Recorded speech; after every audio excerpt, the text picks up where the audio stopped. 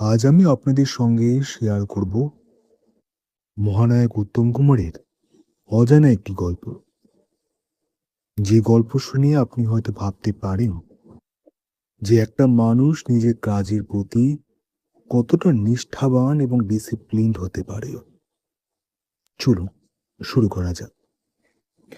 Tennis খেলতে অভ্যস্ত ছিলেন না উত্তম কুমার। বিচারক ছবিতে অভিনয় করার জন্য টেনিস খেলাটা এক প্রকার জরুরি বিষয় হয়ে দাঁড়িয়েছিল।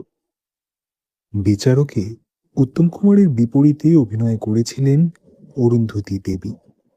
ওই ছবির পরিচালক ছিলেন তখন তার স্বামী প্রভাত মুখোপাধ্যায়। পরিচালক হিসেবে প্রভাত মুখোপাধ্যায় সেই সময় অনেকগুলি কাজই করে ফেলেছেন। তিনি অবশ্য টেনিস শেখার ব্যাপারে কোনোদিনই সেভাবে উত্তম কুমারকে জোর দেননি। শুধু উত্তম কুমারকে বলেছিলেন, এই ছবিতে তোমায় কতগুলো টেনিস খেলার শট দিতে হবে। তুমি খেলাটা একটু ভালো করে কদিন দেখে নিও, কেমন?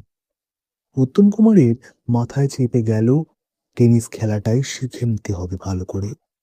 তাই সাউথ ক্লাবের মেম্বারও হয়ে গেলেন। তখন শুটিং সেরে স্টুডিও থেকে পোশাক বদল করে চলে যেতেন তিনি সাউথ ক্লাবে। বেশ কদিন খেলতে খেলতে খেলাটা প্রায় রপ্ত করে নিয়েছিলেন মহানায়ক।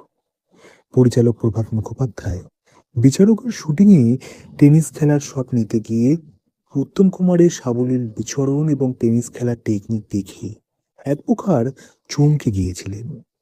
পরে শুনেছিলেন টেনিস খেলা শেখবার জন্য উনি সাউথ ক্লাবের মেম্বার হয়েছেন। নিয়মিত ক্লাবেও যান, প্র্যাকটিস করেন। তাতে অবশ্য ওর শরীর চর্চাও হয়ে যায়। প্রভাতবাবু সেদিন বলেছিলেন, এখানে উত্তম অদ্বিতীয়, কারণ ওর সঙ্গে ওর নিষ্ঠা আন্তরিকতাকে মেলানো যায় না। আমরা যেখানে 10% পেলেই সন্তুষ্ট থাকতাম, উত্তম আমাদের হাতে 100% তুলে দিয়ে চমকে দিল। তাই ছোট হলেও আমাদের অনেকেরই শ্রদ্ধার পাত্র উত্তম।